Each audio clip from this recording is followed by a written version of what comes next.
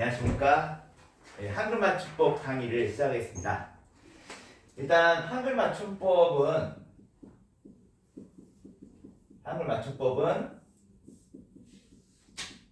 이 어문규범의 하나예요. 어문규범의 한 하위 요소가 한글 맞춤법입니다. 그리고 현재 고등학교 1학년 1학기 때 이때 한글 맞춤을 배우게 되어서 여러분이 5월달 이 중간고사 때 이 한글 맞춤법을 시험 볼 가능성이 높습니다. 학교에 따라서 약간 다른데 기말 때 보는 학교도 있어요. 근데 이 한글 맞춤법이 50여 개 조항이 넘기 때문에 상당히 많은 내용들을 여러분이 암기를 해야 해요. 근데 오늘 강의는 이 중에서 가장 시험이 잘 나오는 것들 위주로 해서 알려드릴 수 있도록 할게요. 그다음 그 첫 번째 요소가 뭐냐면 바로 가장 시험이 많이 나오는 것 중에 하나가 뭐냐면 한글 맞춤법의 두 가지 원리입니다. 두 가지 원리. 이미 여러분이 피드를 갈 때 또 듣기도 했을 텐데요. 한글 맞춤법의 두 가지 원리는 어디에서부터 시작하냐면 한글 맞춤법 총칙 제1항에서 시작합니다. 총칙 제1항. 이 한글 맞춤법 총칙 제1항은 학교에 따라서는 이걸 애워가지고 소수령 문제에 출제하기도 해요. 그래서 한글 맞춤법의 총칙 제1항은 여러분이 꼭 기본적으로 알고 있어야 하는데 한글 맞춤 총칙 제1항은 표준어를 소리대로 적되 어법에 맞도록 함을 원칙으로 한다입니다. 표준어를 소리대로 적되 어법에 맞도록 함을 원칙으로 한다. 그래서 두 가지 원리를 우리가 확인해 볼 수가 있습니다. 일단 표준어를 소리대로 적대가 있죠. 소리대로 적대. 이건 뭐냐면 표음주의 원리입니다. 표음주의 원리. 말 그대로 소리 나는 대로 그냥 적어버리는 겁니다. 소리 나는 대로 표기하는 겁니다. 그래서 예를 들면 송아라고 하면 표기도 송아라고 합니다. 그렇죠? 발음도 송하고 표기도 송아예요. 그렇죠? 그런데 한글 맞춤법은 표준어를 소리대로 적되 어법에 맞도록 함을 원칙으로 한다. 이때 어법에 맞도록 함 있죠. 이게 뭐냐면 표의주의 원리입니다. 표의주의 원리. 그럼 어법에 맞도록 한다는 것은 사실 여러분이 딱 듣기에는 감이 안 와요. 어법에 맞도록 한다는 게 무슨 뜻인가 할 수 있겠죠. 어법에 맞도록 하면 다른 말로 하면 원형을 밝힌다는 말입니다. 원래 형태를 밝힌다. 원형을 밝힌다. 가 되는 거죠. 그래서 예를 들면 가은이가 했을 때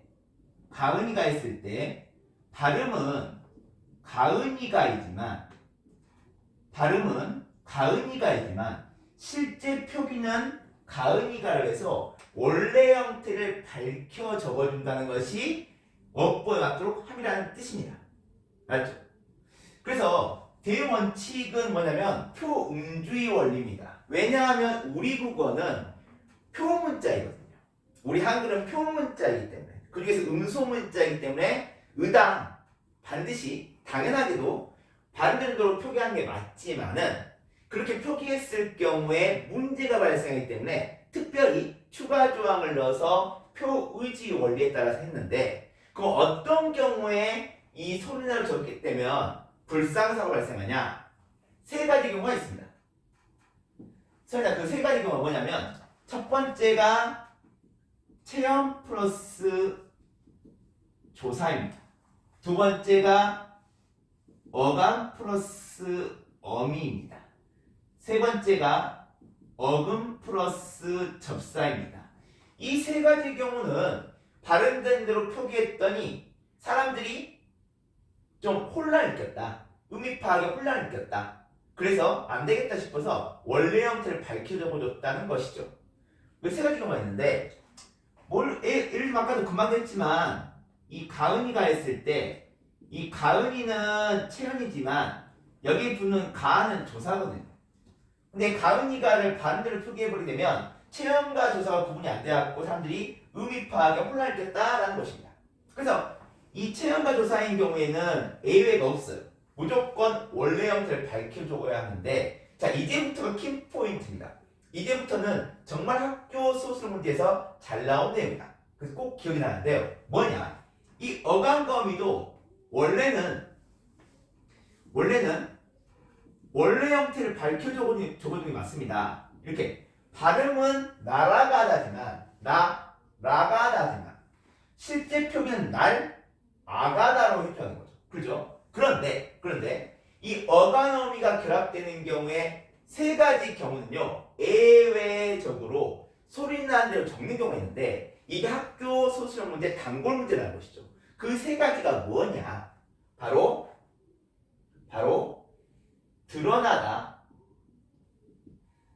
사라지다, 쓰러지다.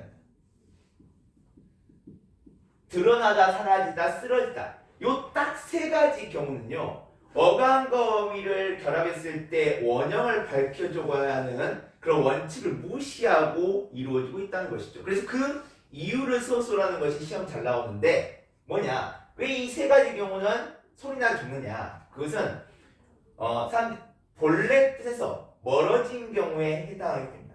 본래 뜻에서 멀어진 경우에 해당하게 됩니다. 자, 예를 들면 쓸어지다라고 한번 해보죠. 원래는 원형을 밝히면 쓸어지다예요. 그죠? 그럼 만약에 쓸다는 거예요. 쓸다. 쓸다 의미가 아직 살아있다 우리가 어떻게 돼야 합니까? 쓰러질 때, 그죠? 송아가 충격받아고 쓰러질 때 보니까, 어머, 이건 내가 누우려고 하는데 너무 더러운 거야. 그래서 쓸면서 넘어집니까? 그거 아니잖아요. 그죠? 그래서 원래 의미가 전혀 이 쓰러지다에 살아있지가 않기 때문에 굳이 원형을 밝힐 필요가 없다는 것입니다. 그래서 이 세 가지, 드러나, 사라져, 쓰러지다, 이 세 가지만 예외적으로 본래 뜻에서 멀어진 경우에는 소리나는 적는다 라고 서술형 문제에 답을 쓰셔야 하고요. 이 세 가지 경우 애우기 힘들 것 같아서 우리 가은이를 위해서, 송아와 서인이를 위해서는 준비했습니다. 어느 날 송아가 길을 가고 있는데 귀신이 드러났어요.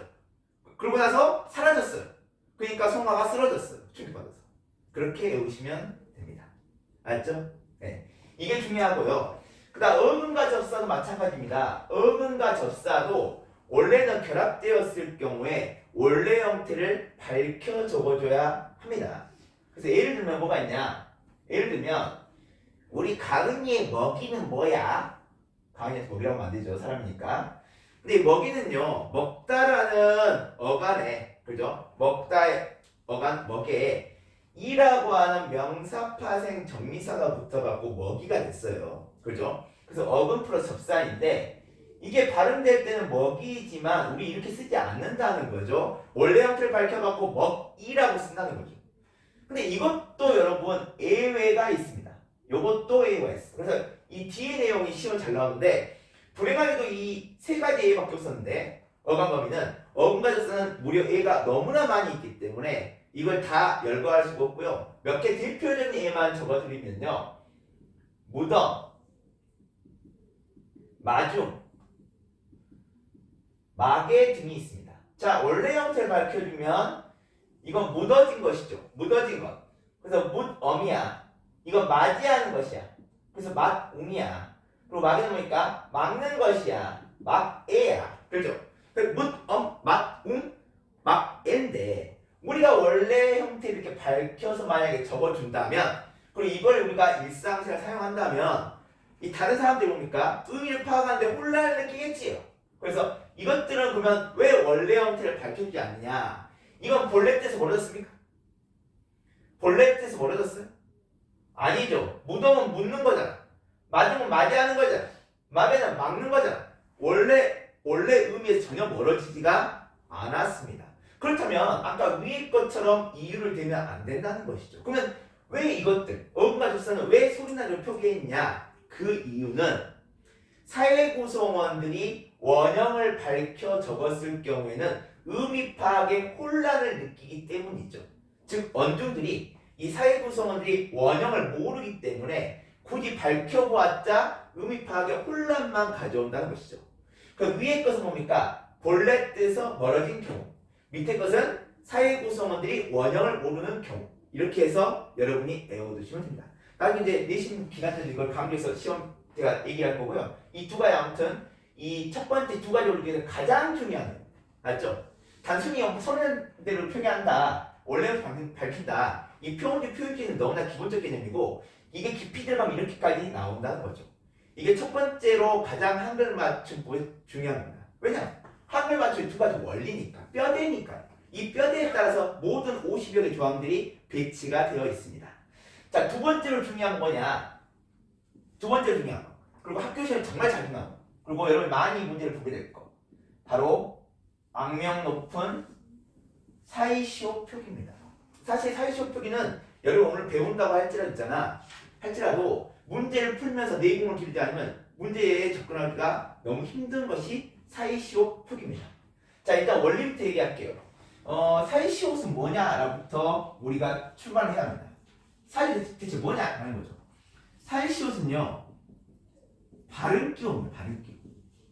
우리 여기서부터 설명을 시작해야 돼요. 사실 대부분의 어떤 참고서나 문제집 같은 경우는 이 사이시옷이 발음기호라는 언급을 전혀 하지 않고 있습니다. 여러분은 사이시옷이 발음기호라는 것부터 이해를 하셔야 합니다. 즉 뭐냐, 어떤 발음기호냐 하면 된소리하고 니은음을 발음해라는 표기입니다. 맞죠? 즉 예를 들면 우리 서인이가 이제 학교를 등교하겠죠. 등교길에서 등교길. 근데 만약에 이 사이시를 적지 않고 송아야 만약에 이렇게 서인이에 적어서 보여준다면 순수한 서인은 등교길이라고 읽겠죠. 등교길. 그죠? 하지만 그게 발음하면 절대 안 된다는 거죠. 그죠? 발음이 등교길입니다. 길. 그러면 된 소리가 첨가됐죠. 그러니까 사이시오 표기를 해야만 가은이가 또는 서인이가 이 등교길 하면서 뭡니까? 된 소리로 발음한다는 것이죠. 즉 이 시옷은 뭡니까? 뒤에 오는 기억을 된 소리 발음이라 그런 의미를 갖고 있는 것이죠. 그러면 니은음이 첨가되는 경우는 어떤 경우냐? 그죠? 여러분 이제 겨울이니까 콧물 많이 흘리겠죠?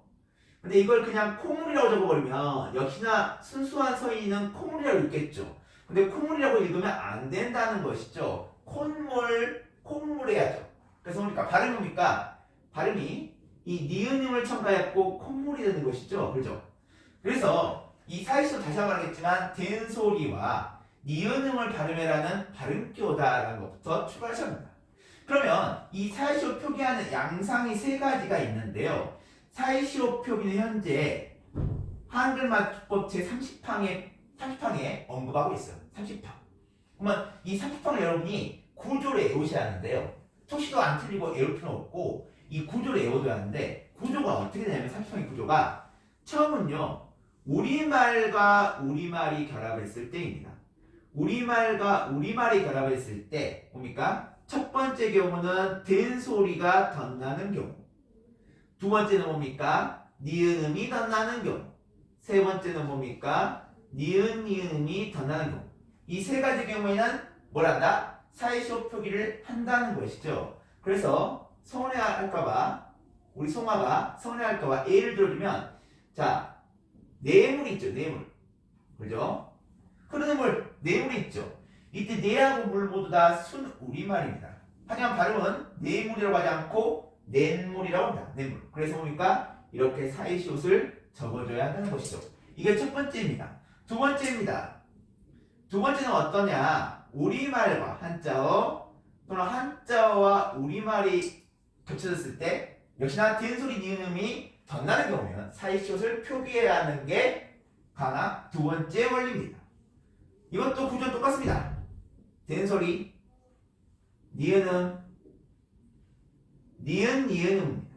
그럼 예를 들어보면 뭐냐면 빠르게 예를 들어보면 자 전세는 한자입니다. 하지만 집은 순 우리말입니다. 그렇죠? 또 만두는 한자입니다. 국은 순 우리말입니다. 이때 발음할 때 어떻게 합니까? 전세집 만두국 하는 거죠. 그러니까 이렇게 써놓으면 또 순수한 서인이는 전세집 만두국 하고 읽을 것이기 때문에 순수한 선의를 위해서 뭡니까? 이렇게 사이시옷을 표기해야 한다는 것입니다. 맞죠? 이게 두 번째입니다. 마지막 세 번째입니다. 가장 시험이 많이 나오는 부분인데요. 여기에 이제 별 펼쳐놓고 우리 가은이는, 송아는, 서인이는 외워둬야 할 텐데요. 한자 결합하는 경우입니다. 한자 결합하는 경우에도 되는 소리가 더 나거나 니은이나 니은이 더 나지만은 불행하게도 이런 경우에는 사이시옷 절대 적지 않습니다. 절대 적지 않게끔 되어 있습니다. 그래서 예를 들어보겠습니다. 절대 적지 않은 경우 예를 들어보겠습니다. 자, 우리 서인이가, 송아가, 가은이가 열심히 공부한 대가를 반드시 받아야겠죠. 그렇죠? 대가를 받을 것인데 1등을 받을 것인데 이때 대가는요 이렇게 쓰지 않습니다. 대할 때자의 값어치 가짜이기 때문에 대가라고 해서 갱술 발음을 하긴 하지만 대가 하지만 실제 표기는 뭡니까? 요렇게 해야 합니다. 사이시옷은 적을 수가 없습니다. 한자와 한자가 결합하는 경우이기 때문이죠. 근데 미칠롯은 뭐냐면 미칠롯은 분명히 금방 몇 초 전에 한자와 한자 결합하는 경우에는 절대 사이시옷 적지 말라고 분명히 말했으면서 또 예외가 있습니다. 문법은 이 예외가 시험이 많이 나오고 이 예외 때문에 어려워지는 건데요. 이 6가지 한자어인 경우에는 한자와 한자가 결합했음에 불구하고 사이시옷을 표기하고 있습니다. 공무원 시험에 자주 나오는 건데요. 그 6가지는 뭐냐면 착간,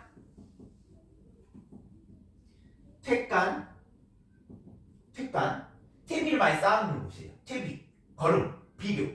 착간은 뭔지 알죠? 열착한이에요, 열착한. 그렇죠? 1개, 2개, 3개. 착간이죠. 그리고 곡간이죠, 곡간. 곡간은 뭔지 알죠? 창고미 창고. 그리고 셋방. 셋방은 월세집이죠. 숫자, 횟수. 이 6가지 경우에는 사이시옷 표기를 한다는 것이죠. 근데 이 6가지 예를 외우기가 힘듭니다. 그래서 가은이를 위해서 준비했습니다. 이 6가지 예를 또 어떻게 외우냐면 차태고세수해죠. 그래서 줄이면 차타고 세수해. 열심히 세수해. 눈곱 떼고 차타고 세수해. 차타고 세수해로 외우시면 됩니다. 어차피 객관식 나올 것이기 때문에. 맞죠? 이게 사이시옷 표기입니다. 맞죠? 근데 제가 아까도 말했다시피 사이시옷 표기는 이렇게 원리를 알고 있음에도 불구하고 어렵습니다. 그 이유는 뭐냐면 아까 제가 언뜻 말했다시피 이 만두가 한자어인지 아닌지 국이 한자어인지 아닌지 알아야 하는데 이건 불행하게도 어휘력에서 판단을 나기 때문에 뭡니까? 여러분 어휘력이 없으면 이런 것들이 난감해질 거라는 것이죠. 그렇죠? 예를 하나 더 들어보면요. 전셋집은요 분명히 사이시옷 적지만요 재밌는 건데 이 전셋방 같은 거는요 전셋방은 절대 사이시옷 표기를 하지 않습니다. 그 이유는 뭐냐면 전세도 한자고 방도 한자거든요. 그래서 읽을 때는 전셋방 하지만 사이시옷 표기를 안 한다는 겁니다. 전셋집과 전셋방이 똑같은 뜻이에요. 방과 집일 뿐이거든요. 근데 재밌는 것은 한 번은 사이시옷을 표기하지만 한 번은 사이시옷 표기 안 한다는 거죠. 그래서 자주 나오는 학교 시험의 예 중에 하나입니다. 결국은 한글 맞춤법 여러분이 이런 특수한 예들을 많이 외워두는 게 관건입니다. 그래서 매주 문제를 통해 갖고 이런 어떤 훈련을 할 겁니다. 그 다음 세 번째입니다. 이 세 번째 여러분 사이시옷 표기만큼 복잡한 내용이고 시험을 자주 나오는 것 중에 하나인데요. 이 세 번째는 뭡니까? 바로 두음 법칙입니다. 두음 법칙은 일단 개념부터가 중요한데요. 이 개념이 뭐냐면 한자어 첫째 음절에서 한자어 첫째 음절이야. 첫 글자야. 첫째 음절에서 니은이나 리을 첫소리로 갖지 않는 것. 이게 바로 두음 법칙의 개념입니다. 한자어입니다. 한자어 첫째 음절에서 절대 니은음이나 리을음을 첫소리로 갖지 않는다는 것이 두음. 두음 뜻이 뭡니까? 첫소리라는 뜻이거든요. 머릿소리, 첫소리야. 그죠? 그 법칙인데요. 그 구체적인 양상이 어떻게 되냐면 세 가지가 있습니다. 세 가지. 어떠냐? 이 세 가지는 여러분 음운변으로 연결되기 되기 때문에 너무너무 중요한데요. 송아야. 첫 번째는 이 리을이 오게 되면요. 첫째 음절에서 리을이 오게 되면 탈락해버립니다. 이음으로 교체되는 거 아니에요. 탈락해버린다는 뜻입니다. 이거 비어있다는 겁니다. 이응이. 알죠? 두 번째는 뭐냐면 니은음이 오는 경우에 역시나 탈락되어 버린다는 것입니다. 그리고 마지막 세 번째는 뭐냐면 또 리을음이 오는 경우에 니은으로 교체된다는 것입니다. 그래서 탈락, 탈락, 교체 해서 음변동과 연결되어서 꼭 알아두셔야 할 내용입니다. 그럼 첫 번째, 리을이 탈락하는 경우는 어떤 경우가 있냐면 너무 많이 있지만 하나 예를 들어보면 리발소가 있습니다. 리발소는 이발소가 되죠. 다스릴 리자에 털발자입니다. 털을 다스리는 것. 그러니까 우리 가은이 보니까 앞으로 엄마한테 물론 가은이 여자니까 안 갖고 이발소는 미용실 가지. 그죠? 남자 같은 경우 어떻게 하겠어요? 엄마 털 좀 다스리고 올게. 이렇게 해야겠죠. 그게 이발소에 대한 정확한 정의입니다. 자, 그 다음에 가은이는 성만아 우리 성인이 한번 나옵니까? 여자죠 여자. 여자. 성별이 여자죠. 그러니까 여자라고 하지 않지요. 그렇죠? 여자라고 하죠. 그렇죠? 그래서 니은이 오게 되는 경우 이렇게 탈락해 버립니다. 마지막 세 번째 경우는 뭡니까? 북한 노동신문. 그렇죠? 북한 또 노동이라고 하죠. 노동. 근데 이게 노동입니다. 참고로 북한 아직도 두음 법칙을 인정하지 않고 있습니다. 그래서 첫째 음절에 한자의 경우에 니은과 리을이 오죠. 그렇죠? 근데 우리는 한국어는 그렇지가 않습니다. 이게 두음 법칙입니다. 그런데 여기까지 하면 여러분 이 정도 괜찮아 할 수 있는데 이제부터가 이제 본선입니다. 분명히 한자가 첫째 음절에서 니은 리을 소리 첫 소리를 갖지 않는다는 것은 반대로 말하면 뭡니까? 둘째 음절 이하부터는 뭡니까? 이런 두음 법칙이 적용되지 않는다는 것이죠. 그러니까 니은과 리을음이 올 수 있다라는 것이죠. 지금 무슨 말이냐? 분명히 첫째 음절에서는 니어가 안 쓰였는데 뭡니까? 둘째 음절 이하부터는 남녀 해갖고 올 수 있다는 것이죠. 그렇죠? 그런데 역시나 이것도 예외가 있습니다. 사실 시험은 이 예외가 잘 나옵니다. 리얼하고 률만 예외가 있습니다. 리얼률의 경우는 뭡니까? 리얼률의 경우는 앞에 뭐가? 앞에 니은이나 모음이 오는 경우 두음법 적용을 받습니다. 분명히 둘째 음절 이하인데도 불구하고 뭡니까? 두음 법칙이 적용된다는 거예요. 근데 조건이 뭡니까? 렬과 률 같은 경우 앞에 니은이나 모음이 오게 되면 그때는 두음 법 적용을 받는다는 것이에요. 또 예를 들어볼게요. 우리 문법은 예를 잘 들 줄 알아야 합니다. 우리 국어에 시에서 운율 중에 네제율이 있어요. 네제율. 근데 원래 한자 네제 율이거든. 율인데 앞에가 이 율 앞에 뭡니까? 모음이 와 있죠. 모음 예가 나왔으니까 뭡니까? 적용받아서 네제 율이 됩니다. 알죠? 그리고 우리가 나중에 고등학교 때 배울 건데 자 순열이라는 게 있어요. 순열. 이것도 뭡니까? 앞에 니은이 있기 때문에 렬이 아니라 렬이 아니라 순열입니다. 순열. 알죠? 이렇기 때문이니까 이 열과 율 같은 경우에 예외죠. 그렇지? 그래서 여기까지 알아둬야만 두음 법칙은 완벽하게 이해하고 있는 겁니다. 사실 왼쪽에 있는 세 개가 가장 학교 시험에 잘 나오고 복잡한 내용이고요. 지금부터 하게 될 오른쪽의 내용들 같은 경우는 모두 다 별로 그렇게 복잡하지 않고 그냥 개별적인 사항들입니다. 그래서 이것들을 남탓하게 분석해 보면요. 네 번째로 중요한 건 뭐냐면 된소리법입니다. 근데 간단합니다. 쉽게 말하면 구조가 이렇게 됩니다. 된소리 대기가 나는 환경에서는 된소리를 표기할 필요가 없는데 된소리 대기 환경이 아닌 경우에는 된소리를 밝혀 적어줘야 한다는 겁니다. 알죠? 왜? 그렇지 않으면 된소리를 발음하지 않을 거니까. 자, 두 가지 경우 다시 한번 말해보면 된소리 대기 환경. 이때 된소리 대기 환경은 더 구체적으로 말해보면 어떻게 되냐면 안울림 소리 플러스 기역, 디귿, 비읍, 시옷, 지읒입니다. 안울 소리 플러스 기역, 디귿, 비읍, 시옷, 지읒인 경우는 쌍기역, 쌍디귿, 쌍비읍, 쌍시옷, 쌍디읒이 되게 되는데 이런 환경일 때는요 굳이 된소리 대기를 표기할 필요가 없다는 거죠. 미쳤습니까? 바보입니까? 어차피 그게 표기 안 해도 그게 발음할 건데 뭐 어떻게 된소리로 표기하는 거냐 이겁니다. 가장 잘 나오는 A 중에 하나가 바로 법석입니다. 법석. 자 이렇게 표기할지라도요 이 비음은 안 올림소리입니다. 올림소리는 참고로 니은, 리을, 이응, 미음, 노란 양말, 니은, 리을, 이응, 미음이잖아요. 그 외의 것인 비음이 왔을 경우에 이 시옷은 당연히 대소리로 발음하기 때문에 굳이 대소 표기할 필요가 없다는 것입니다. 그런데 학교 애들은 학생들은 뭡니까? 이렇게 적는다는 거죠. 요거 틀리다는 겁니다. 요게 맞다는 것이죠. 그럼 반대로 뭡니까? 대소리 대기 환경이 아닌 경우죠. 대소리 대기 환경이 아닌 경우가 있을 거 아닙니까? 이때는 당연히 대소리 표기를 해줘야죠. 왜? 안 그러면 그렇게 안 읽을 거니까요. 그죠? 예를 들어 뭡니까? 사장님, 기름 듬뿍 넣어주세요. 그죠? 이때 듬뿍은요, 이렇게 씁니다. 듬뿍이라고 씁니다. 만약에 듬뿍이라고 쓰잖아요. 그러면 우리 순수한 성인이 같은 경우는 듬뿍이라고 읽을 것이기 때문에 이렇게 표기하면 안 된다는 것이죠. 이게 대소대기 표기입니다. 이게 별로 내용은 복잡하지 않은데 의외로 이것도 종종 나오는 편입니다. 그래서 꼭 알아주시고요. 다섯 번째, 이와 관련된 겁니다. 대소 표기와 관련된 건데 이거 어떻게 보면 4번과 오히려 모순된다고 할 수 있어요. 그래서 주의해야 하는데 그 여러분이 많이 실수하는 것 중 하나거든요. 뭐냐? 그냥 조항이에요, 조항. 같거나 비슷한 음절이 겹쳐나는 경우에는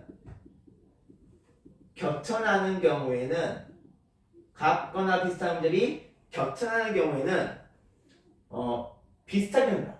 같거나 비슷하게 합니다. 같게 적립니다. 자, 이게 무슨 말이냐? A를 통해서 이해하면 쉬울 것 같아요. 가장 고전적인 애가 뭐냐면 씁쓸하답니다.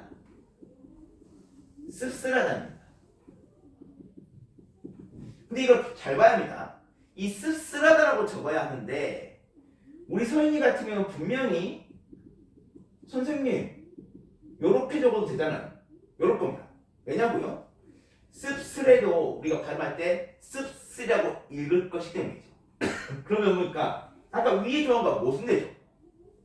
분명히 된소리로 발음되는 경우에는 굳이 된소리를 쓸 필요가 없다고 분명히 방금 말해놓고서 뭡니까? 바로 보니까 엎어버리는 거죠. 그건 어떤 경우냐? 같거나 비슷한 음절이 겹쳐나는 경우는 같게 정리해서 예외적인 겁니다. 맞죠? 그래서 이 위의 것이 맞습니다. 밑에 것이 틀려요.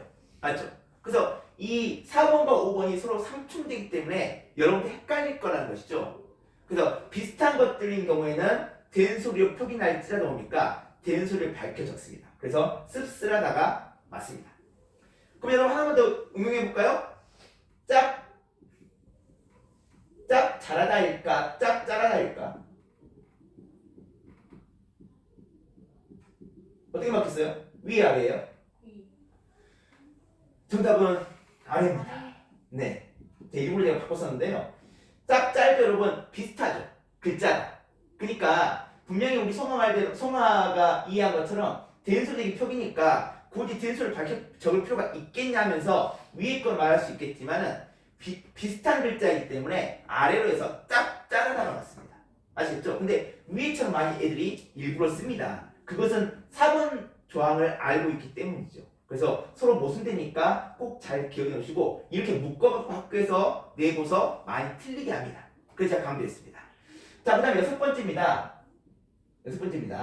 이것도 학교실 잘 나오는 건데요. 좀 어렵습니다. 근데 원리를 이해하면 쉬운데요. 바로 부사와 전미사 이희입니다. 어떤 경우에 이를 쓰고 어떤 경우에 히를 쓰는 문제인데 이게 말처럼 그렇게 간단하진 않습니다. 자, 어떤 경우냐?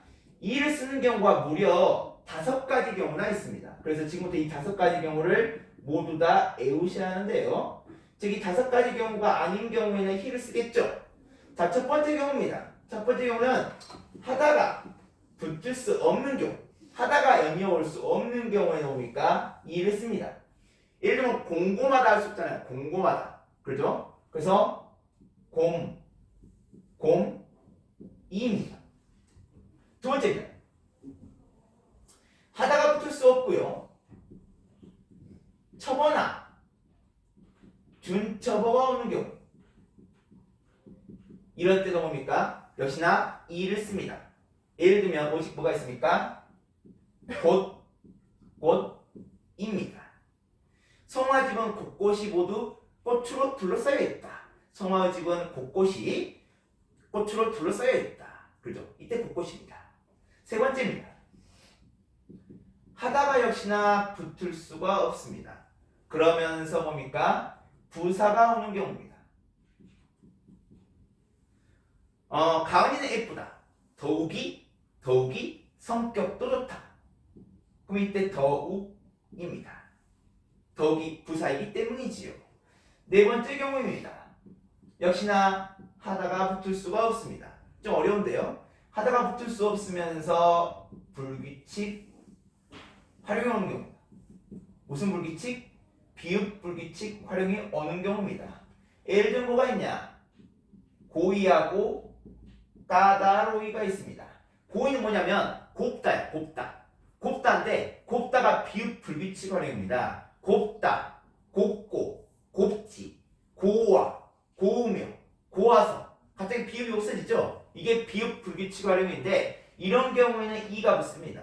또 까다롭도 마찬가지죠. 까다롭다, 까다롭고, 까다롭지, 까다로워, 까다로웠어, 까다로우니 해서 뭡니까? 여기다 비읍이 사라져 버리죠.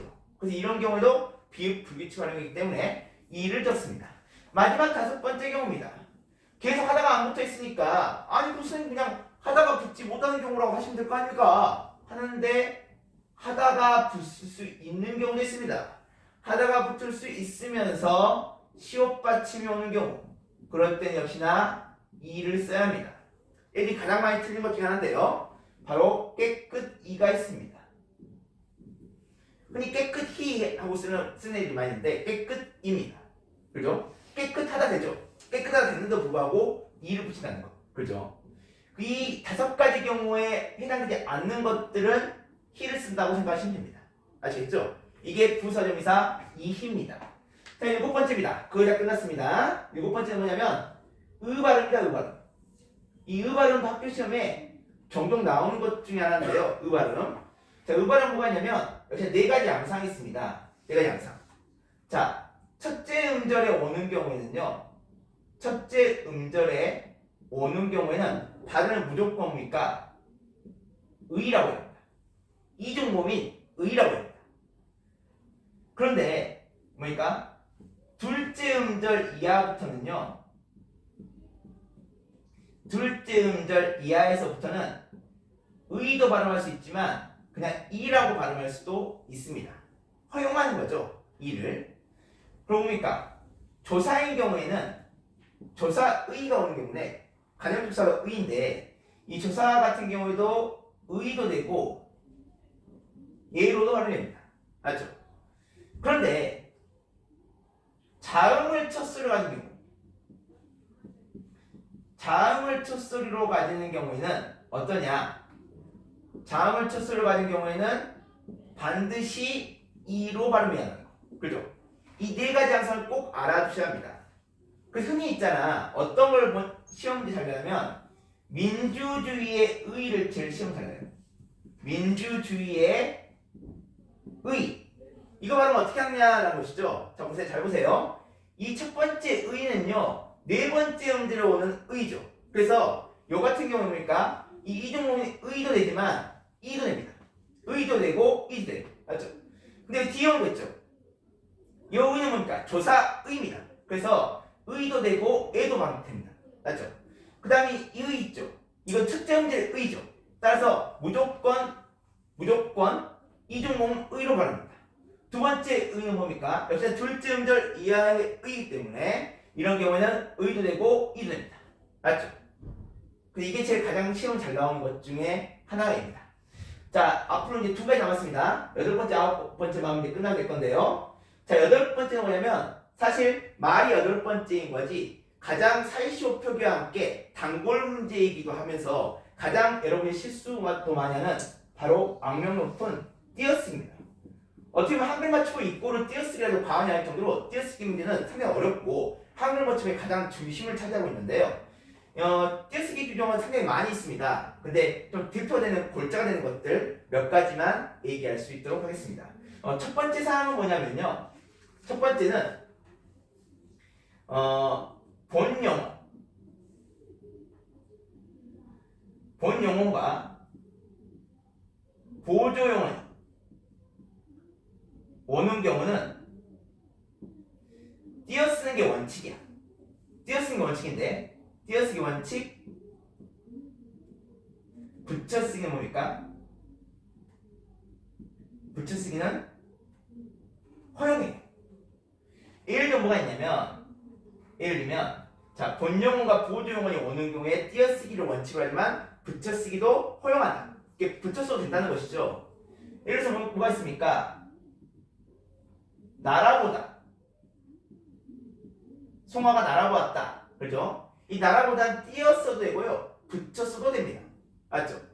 그런데 역시나 이것도 예외가 있습니다. 어떤 예외가 있냐? 두 가지 경우가 있는데요. 본용어니 합성동사인 경우. 합성동사. 자 예를 들어 볼게요. 본용어니 합성동사면 이 합성동사면 두 개 동사가 이미 합쳐진 거야. 그러니까 쉽게 더 말할게. 여기 앞에 오는 본용어니 너무 길어. 자, 날아올라 보다. 날아, 올라, 뛰고, 보아라. 이렇게 합니다. 근데 이 날아올라 있잖아요. 이게 뭡니까? 본용어니까 그냥 붙였으면요. 무려 7글자 됩니다. 날아올라 보아라 무려 7글자 됩니다. 그죠? 그래서 가독성이 떨어지게 되고, 그죠? 의미 파악도 힘들기 때문에 이때 경우는 무조건 띄었어요. 무조건. 본용어는 합성동사인 경우. 너무 길다는 거죠. 그것도 뭐냐면 본용어에 조사가 붙어 있는 경우예요. 예를 들면 뭡니까? 나라는 보았니? 나라는 보았니? 그렇죠. 오리 보고 넌 나라는 보았니? 그렇죠. 이때 이 는요 보조사인데 이런 경우는 역시나 무조건 띄었어야 합니다. 그래서 이 1번 내용이 상당히 시험 잘 나오고 좀 어렵습니다. 맞죠? 왜냐하면 이 본용어니 합성동사인가 아닌가 파악을 해야 하기 때문에 어려운 거죠. 나중에 문제 풀다 보면 파악할 수 있고요. 두 번째로 띄어쓰기가 가장 잘 나오는 것 중에 하나가 뭐냐면 바로 의존명사입니다. 의존명사. 자, 의존명사 제가 한 번씩 얘기해 줬을 거예요. 지, 대, 만큼, 대로, 뿐. 이 5개의 오총사, 그죠? 이 의존명사 제일 시험 잘 나옵니다. 자, 지 같은 경우는요, 시간이나 장소의 의미를 갖고 있으면 무조건 띄었습니다. 예를 들면, 송아가 수업을 들은 지 1시간이 지났다.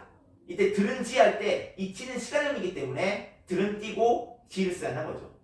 자, 두 번째, 됩니다. 되는 장소를 의미하는 경우에 무조건 띄었습니다. 가은이는 이 수업이 끝나서 가야 할 때가 있다. 가야 할 때가 있다. 가는 데가 있다. 이때 가야 할 띄고 되고요. 가는 띄고 됩니다. 맞죠? 이때 장소니까. 자, 이 만큼대로 뿐을 함께 묶어서 여러분이 알아두셔야 하는데요. 이 만큼대로 뿐 있죠. 이 앞에 꾸미는 말이 오는 경우에 무조건 띄었습니다. 앞에 꾸미는 말이 오는 경우에 무조건 띄었습니다. 예를 들면 송아야, 가은이가 공부하는 띄고만큼, 가은이가 공부하는 띄고만큼 열심히 해라. 그죠? 공부하는 이만큼을 꾸며주죠. 그리고 송아는 가은이가 공부하는 띄고대로 하면 반드시 1등급이 나올 것이다. 그죠? 내가 하는 대로, 내가 하는 띄고대로 해봐라. 그죠? 그리고 또 뭡니까? 서희는 오직 공부할 띄고뿐이다. 그죠? 공부할 띄고뿐이다. 열심히 공부할 띄고뿐이다. 그죠? 이렇게 앞에가 꾸며주는 말이 오게 되면 무조건 만큼대로 뿐은 이때 의존명사이기 때문에 띄어쓰줘야 하는 겁니다. 이 두 가지 가장 띄어쓰기 조항 중에 핵심이고요. 나머지 것들 관직명이나 호칭명의 경우에도 띄어써야 한다고 되어 있고 수는 만단으로 띄어쓴다. 그런 등등이 있는데 그건 좀 어렵지 않고 쉬우니까 그건 넘어갈 수 있도록 하겠습니다.